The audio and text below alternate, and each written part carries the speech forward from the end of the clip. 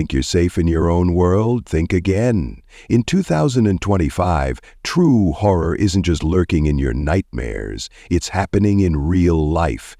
These stories will chill you to your core and make you question everything you thought you knew about reality. From blood-curdling whispers in the walls to mysterious figures who never should have existed. Brace yourself for the most terrifying encounters of the year. Are you brave enough to face the unknown? These 10 true horror stories will haunt you long after the lights go out. Get ready, because what you're about to hear isn't just a tale, it's a warning. Story 1. The Man in the Motel Room. Have you ever checked into a place and felt like you were being watched? What if you discovered you weren't alone and never had been? Ethan Foster had been on the road for hours. It was nearly midnight when he pulled into a run-down roadside motel off a desolate highway in Arizona. The neon sign flickered, buzzing faintly, spelling out, "But." He was exhausted, his eyes heavy. So he took a room for the night, room 108. The woman at the front desk, an older lady with deep wrinkles and tired eyes, handed him the key without much conversation. But as Ethan turned to leave, she hesitated. "Are you sure you want that room?" she asked. Ethan, confused, nodded. "Why? Something wrong with it?" She forced a smile. "No, just it gets cold in there at night." Shrugging, Ethan dismissed her words and made his way down the dimly lit hallway. Room 18 had a stale, musty smell. The wallpaper was peeling, the carpet worn thin. But all he needed was a bed for a few hours. As he set his bag down, he noticed something odd. The closet door was slightly open. Not thinking much of it, he pushed it shut and collapsed onto the bed. The sheets were stiff, the air conditioning rattled, but exhaustion took over and soon he drifted off. Then, at 3:14 a.m., he woke up.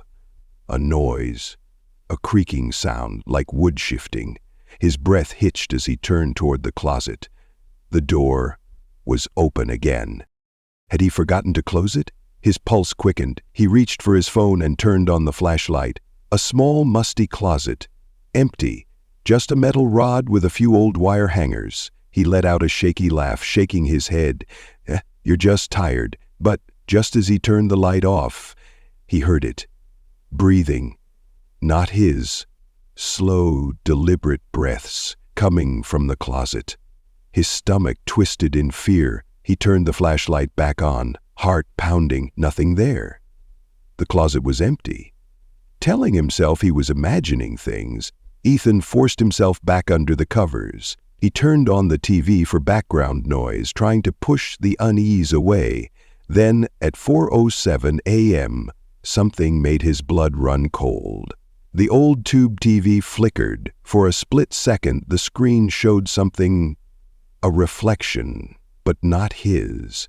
Someone was sitting in the chair behind him. Ethan spun around, but the chair was empty.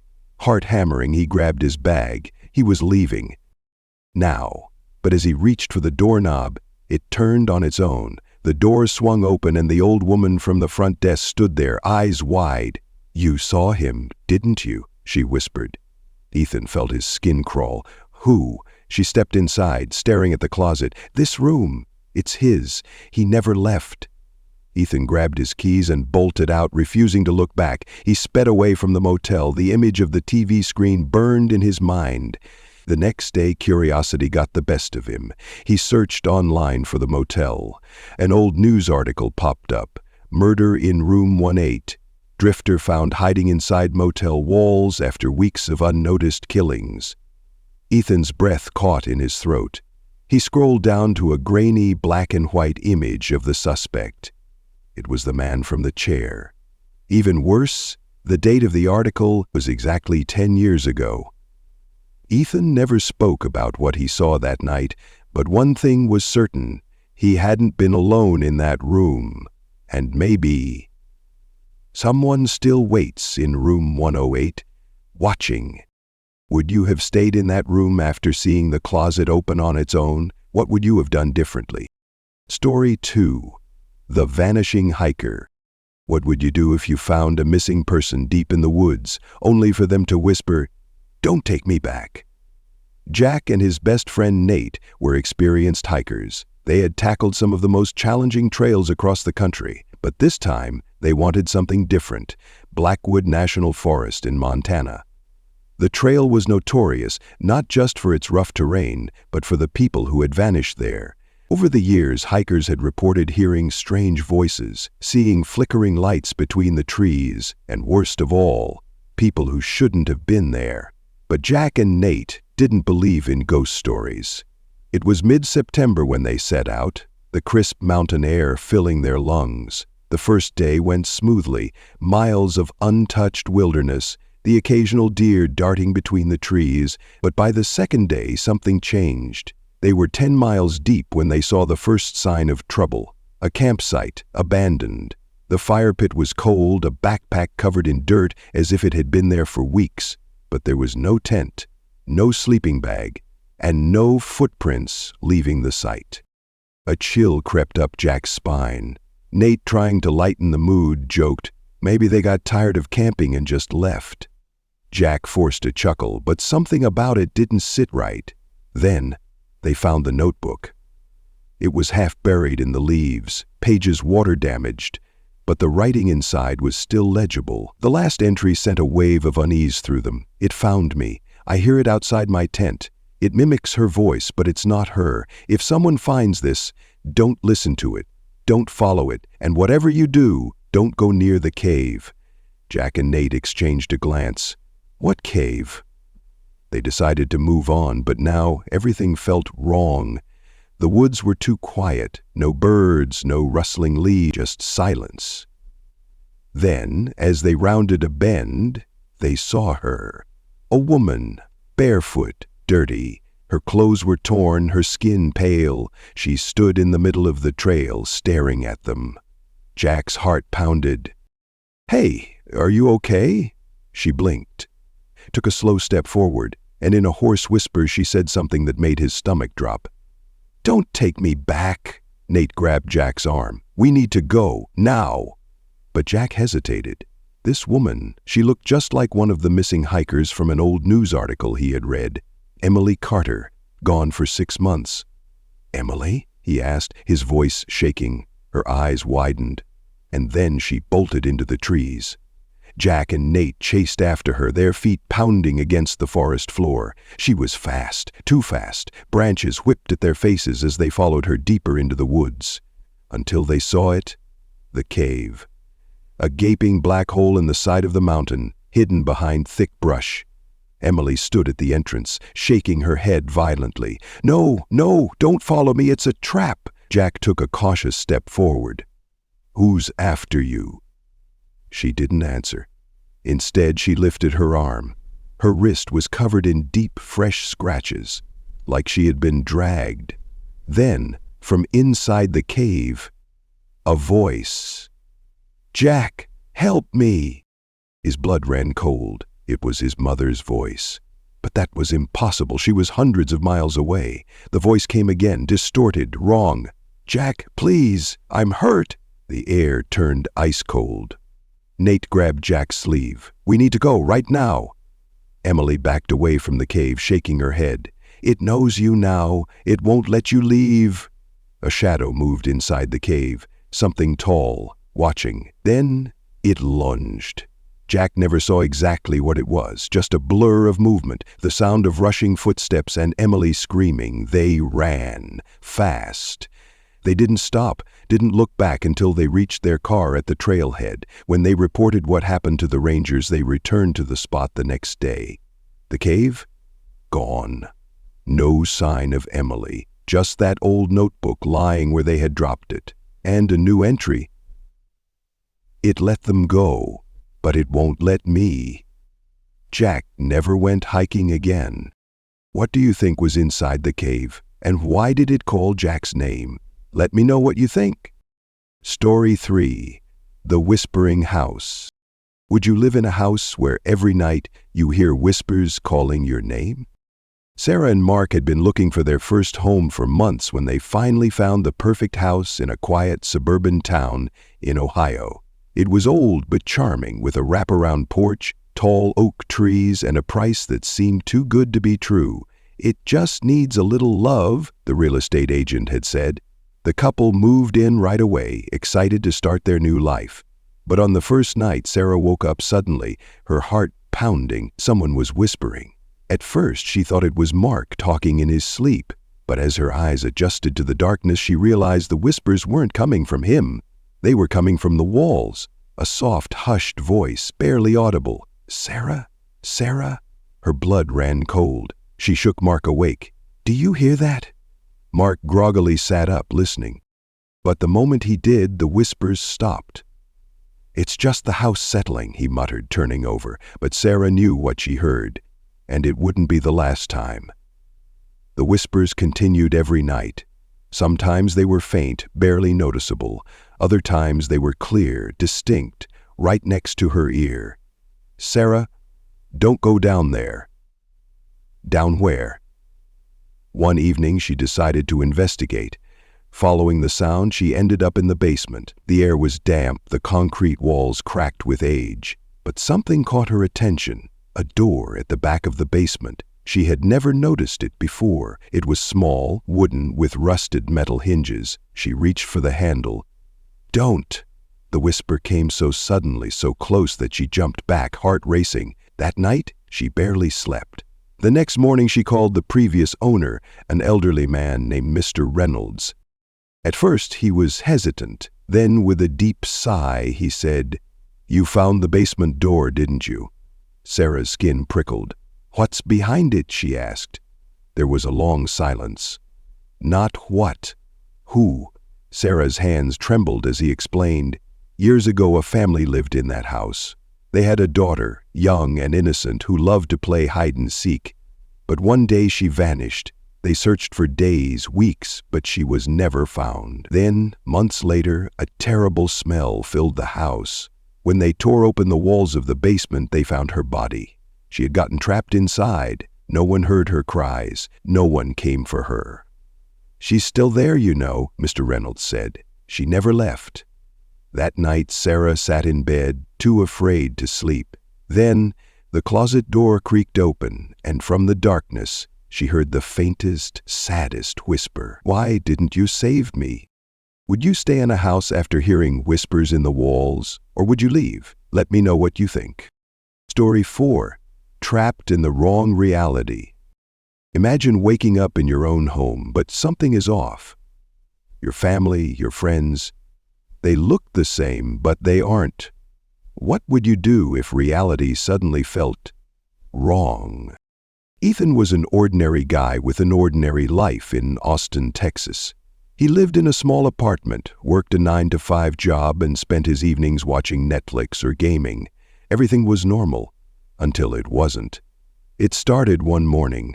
He woke up, stretched, and reached for his phone, except it wasn't there. Confused, he checked the nightstand. Nothing. He sighed, thinking he must have left it in the living room, but when he stepped outside his bedroom, his apartment looked different. The furniture was the same, the pictures on the wall were still his, but the colors were slightly off.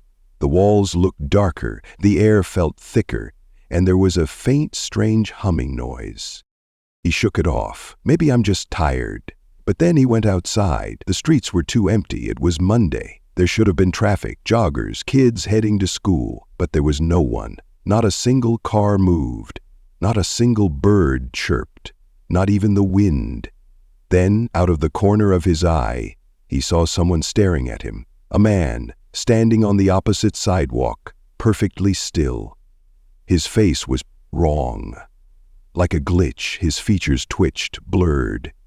The glitching man, Ethan's stomach twisted. The man across the street wasn't moving, just staring.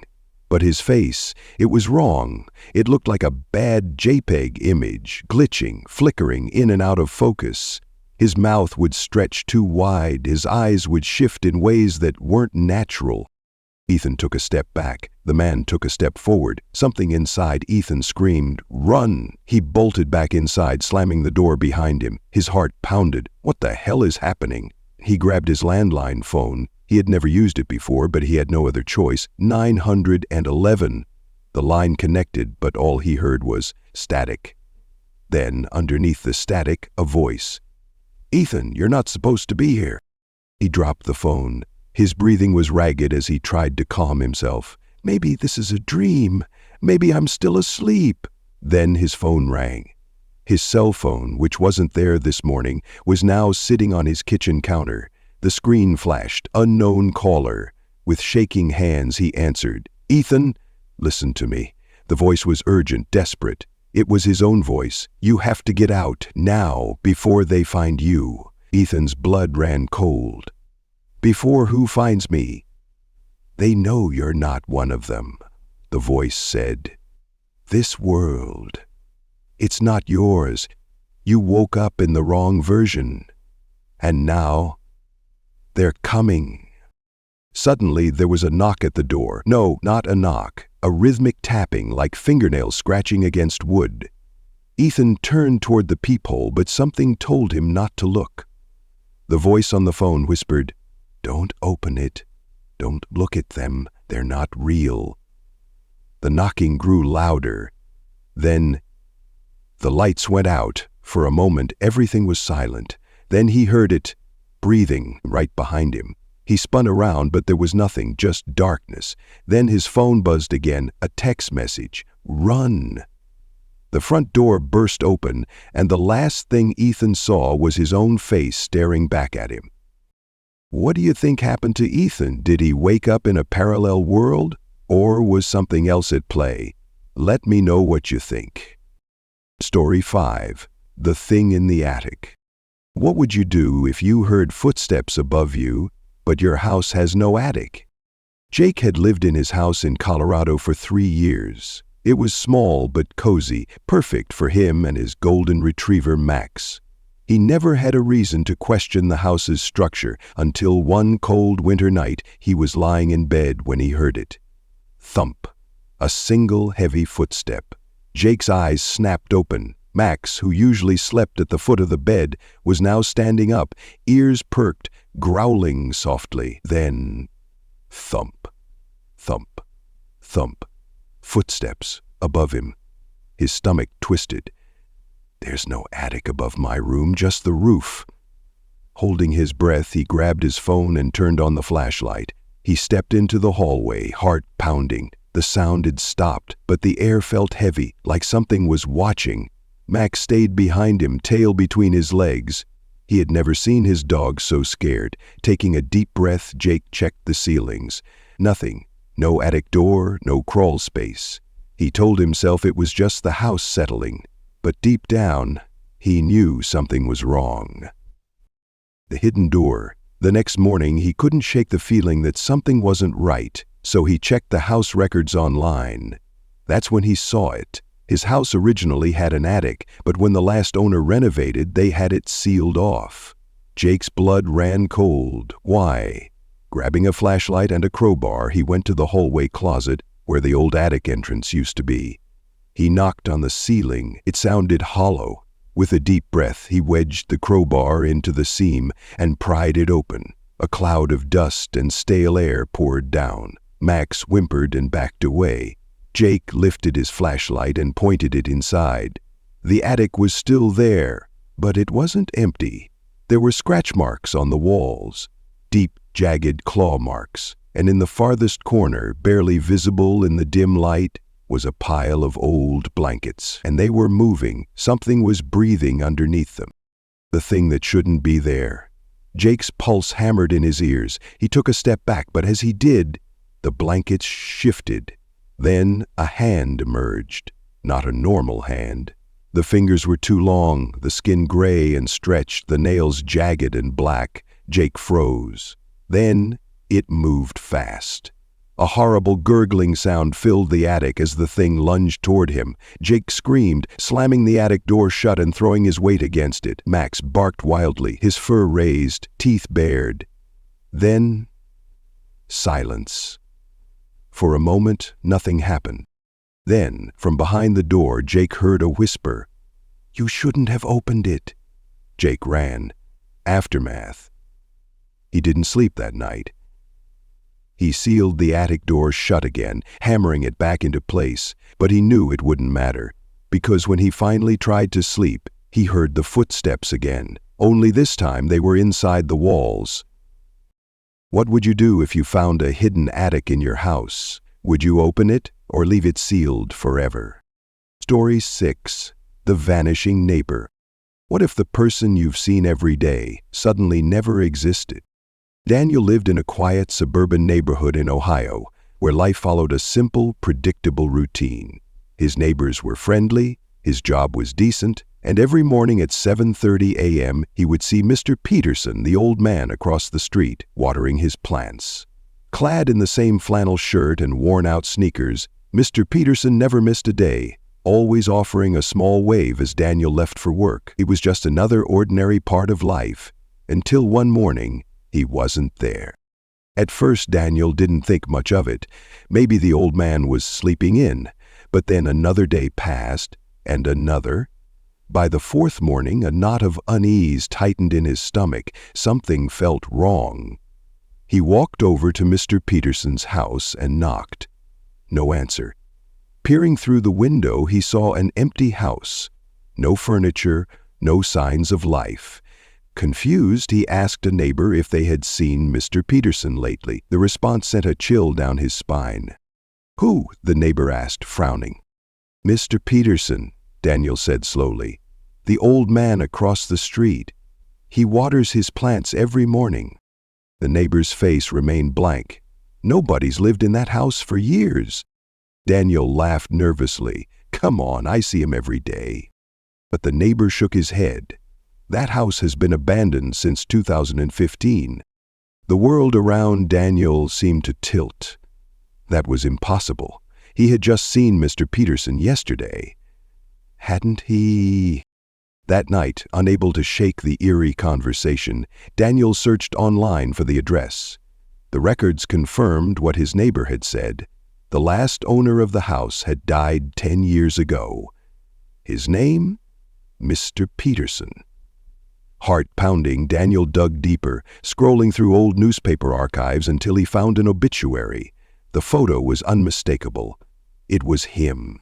Elderly man found dead in his home. Body went undiscovered for weeks. Daniel's stomach twisted. Weeks? But he had seen him. Spoken to him? Just yesterday? With shaking hands, he opened his phone's camera roll. He often took pictures on his way to work, sometimes capturing the street, the houses, even Mr. Peterson in the background. He scrolled frantically, desperate for proof. And then his breath caught. Every photo of the house was the same. Empty. No man, no plants. No sign of Mr. Peterson at all. It was as if he had never existed. But Daniel remembered. Didn't he? At 3 a.m., his phone buzzed. A text from an unknown number. His pulse thundered as he hesitated, then opened it. There was no message, just a photo. A blurry image of his front yard, and in the middle of the street, Mr. Peterson, staring directly at his window. Daniel's breath came in ragged gasps. He sprinted to the window, yanking back the curtain, only to find the street empty. His phone buzzed again, another message. "Stop looking for me." Sleep never came that night. When the sun finally rose, Daniel hesitantly glanced across the street. His breath hitched. The house, Mr. Peterson's house, was gone. Not abandoned, not empty, just gone, like it had never been there at all. What do you think happened to Mr. Peterson? Was he a ghost or something far worse? Story 7. The Room That Wasn't There. What if you discovered a room in your house that you swear never existed before? Megan had lived in her townhouse in Austin, Texas for over 4 years. It wasn't big, but it was familiar. Every creaky floorboard, every chipped piece of paint. She knew it all. So when she came home one evening and noticed a new door at the end of the hallway, her stomach dropped. She stood frozen, staring. It was impossible. There had never been a door there before. The walls had always been solid, hadn't they? Her fingers trembled as she reached for the doorknob. The metal was cold beneath her touch. Slowly, she turned it. The door swung open, revealing a room she had never seen before. Dusty wooden floors, a single chair in the center. The air was thick with the stench of rotting wood and something else, something worse. Megan's breath hitched as her eyes traced the walls, covered in faint scratches, as if someone had been trapped inside. She swallowed hard and stepped forward. Her foot brushed against something. She looked down. A notebook. Kneeling, she brushed away the dust from its cover. The name was smudged, but 2 words remained clear. "Help me." Her pulse quickened as she flipped through the pages, scanning the frantic, shaky handwriting. The entries were desperate, pleading. "I don't know how long I've been here. I hear them whispering outside the door. They say I don't belong." Megan's breath turned shallow. The final entry sent a chill down her spine. "If you find this, it means they've made room for you." Her throat tightened. She whipped around, her eyes darting back to the door she had entered through, but it was gone. The walls now enclosed her on all sides. The only door left was at the far end of the room. Her heart pounded as panic set in. She ran to the wall where she had entered, pounding against it, clawing nothing. Then, behind her, the chair scraped across the floor. She froze. The air thickened, pressing against her skin. A whisper curled around her ear. "Your turn." Megan screamed, throwing herself against the wall. And suddenly she was in the hallway again. The door was gone, like it had never been there. But the notebook was still clutched in her hands. And on the last page, new words had appeared, in her own handwriting. "You belong to the room now." Megan moved out the next day. She never spoke of what happened, but sometimes, when she's alone, she hears it. A knock within the walls. And she knows the room is still there, wait for someone else to let it in. What would you do if a new door appeared in your house overnight? Would you open it, or pretend it wasn't there? Story 8. The Man in the Storm. Would you pull over to help a stranger in the middle of a storm if you weren't sure they were human? Lisa had always been warned never to pick up hitchhikers, especially at night. But as she drove down a deserted highway in Colorado, rain hammering against her windshield, she spotted a figure standing on the side of the road. A tall man in a soaked black coat, staring directly at her car. Her hands tightened on the wheel. She should just keep driving, ignore him. But something about the way he stood, so still, so patient, sent a shiver down her spine. As she got closer, a creeping unease settled in. Something was off. Though the storm raged around him, he wasn't wet. Not a single raindrop touched him. Lisa's breath hitched. Then his head snapped toward her, and he smiled. She panicked. Pressing her foot harder on the gas, she sped past, her heart thundering. But just before she lost sight of him in her side mirror, she saw it. His face. Wrong. Unnatural. His mouth stretched too wide, his eyes too dark, too deep. And then he vanished. Lisa's pulse pounded in her ears. Just keep driving, it was nothing. Her mind was playing tricks on her. Then static crackled through her car. The radio had turned on by itself. White noise buzzed through the speakers, thick and distorted. Then, through the interference, a voice. "You should have stopped." Lisa's stomach clenched. She slammed the radio off, her breath ragged. The storm thickened, rain blurring the road ahead. A streak of lightning flashed across the sky. And in that split second of illumination, she saw him, standing in the middle of the road. She screamed, yanking the wheel to swerve around him. The car spun. Tires screeched against wet pavement. She braced for the inevitable crash. But it never came. The car had stopped. The road was empty. Lisa sat frozen, gripping the wheel, her chest rising and falling in frantic gasps. It was over. Then, a tap on her window. From the inside, Lisa's blood turned to ice. She didn't move. She didn't breathe. Slowly, hesitantly, her gaze flicked toward the rearview mirror. And there he was, sitting in the back seat. his face inches from hers, still smiling. The radio crackled again. Drive. Lisa obeyed. She didn't look back. Didn't ask questions. She just drove. Through the night, through the storm, until the first hints of morning light broke over the horizon. When she finally dared to check the mirror, he was gone. But on the backseat window, a word had been traced in condensation. So, Lisa never drove that highway again. But sometimes, when it rains, she hears a voice on the radio. You should have stopped. If you saw someone standing in the middle of the road during a storm, would you stop? Story 9. The Man Who Smiled Too Wide. What if you saw someone smiling, but their smile never faded even when things turned horrifying? Ryan had always been a night owl. Working late shifts at a gas station off a quiet Ohio highway, he was used to slow nights, just a few customers, the steady hum of the fluorescent lights, and the occasional passing car. But tonight felt different. It started at 2:13 a.m. Ryan was restocking shelves when he noticed someone standing outside. A man, tall and thin, dressed in a dark suit. He wasn't moving, just watching and smiling. A wide, unnatural grin stretched across his face, too big, too perfect, like it wasn't real. A chill ran down Ryan's spine. Something about that smile was wrong. Then, the man waved. Slowly, like he knew Ryan. Ryan stepped back. Nope, not tonight. Then, the store phone rang. Ryan jumped, his pulse pounding in his ears. He hesitated before picking it up, gripping the receiver with shaking hands. Silence. Then, a whisper. Why aren't you smiling? Ryan's blood turned to ice. He spun toward the glass door.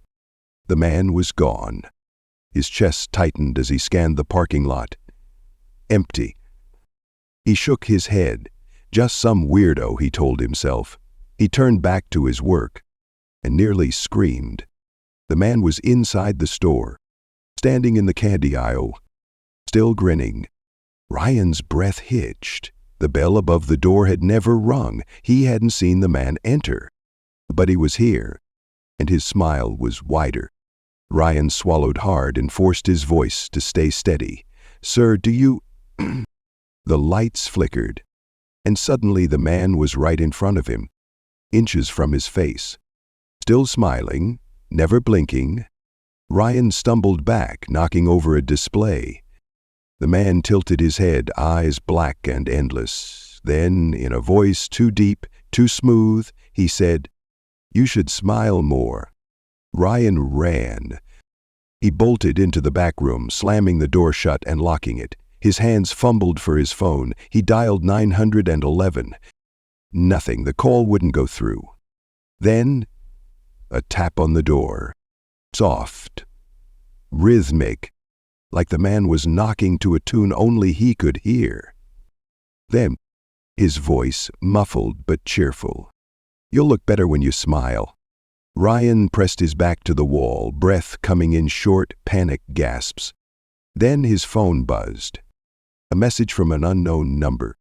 He hesitated before looking. It was a picture of himself. But in the photo, his mouth had been stretched into an unnatural grin. And standing behind him was the man. Ryan dropped the phone, his vision swimming with terror. The tapping stopped. Silence. Minutes passed. Finally, he gathered the courage to open the door. The store was empty. The man was gone.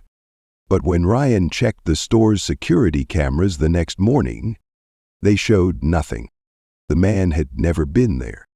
But Ryan knew, and every time he looked at his reflection, he swore his smile looked wider. If you saw someone standing outside your workplace just smiling at you, would you confront them or pretend you never saw them? Story 10. The Roommate Who Never Left. What if you found out that someone had been living in your home without you knowing? Tyler moved into his new one-bedroom apartment in Chicago, eager for a fresh start. It was cheap, old, but cozy, the kind of place that felt like it had stories hidden in its walls. For the first few weeks, everything was normal. Life was quiet, routine, until he started noticing small things. The fridge door slightly ajar when he knew he had shut it. The bathroom light on when he hadn't used it. His TV shifted an inch from where he left it. Little things, easy to brush off. Maybe he was just forgetting. Maybe he was overthinking. Then, one night he came home late and saw something that made his blood run cold. His bedroom door was shut, and he always left it open. Tyler froze in the hallway, pulse hammering in his ears. He stared at the closed door, dread coiling in his gut. Then, from inside the room, breathing. Slow, heavy, like someone was in there. His grip tightened around the keys in his hand. He swallowed hard, his throat dry. No, it's nothing. But his body knew better. Every nerve screamed at him to run. Instead, he grabbed a kitchen knife. His shaking fingers wrapped around the handle as he pushed the door open. Nothing, just his bed, his closet, his dark, empty room. He exhaled sharply, forcing himself to calm down. I'm just tired. I'm imagining things. Then he noticed something. The closet door. It wasn't completely shut. A thin sliver of darkness peeked through. Tyler's breath hitched. His hands trembled. And then the door moved. Just an inch, like someone was inside, watching, waiting. Tyler ran. He bolted out of the apartment and called the police, barely able to get the words out. There's someone in my apartment. I think they're hiding in my closet. Minutes stretched like hours as he stood outside, cold air biting at his skin, waiting for the officers to arrive. When they finally searched the apartment, they found nothing at first. No signs of forced entry, no intruder, nothing, until one officer checked the hallway closet. Tucked behind a loose wooden panel, they discovered a small, hidden crawl space, and inside it, a mattress, an empty water bottle, crushed snack wrappers, and a notebook. One of the officers flipped it open, skimming the pages. Tyler's stomach twisted. The first page had his name, his schedule, the times he left for work, the times he came home. And on the last page, I think he knows I'm here. Tyler never slept in that apartment again. If you saw small signs that someone else was living in your home, what would you do? Would you investigate or leave immediately? And just like that, the terror fades into silence. But the question remains, what if it never really left? These stories aren't just tales to be forgotten. They're reminders that sometimes reality is far scarier than fiction.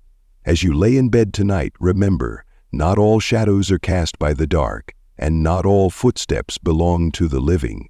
Stay cautious, stay aware, and whatever you do, never stop asking, what if? Until next time, keep the lights on. You never know who or what is watching.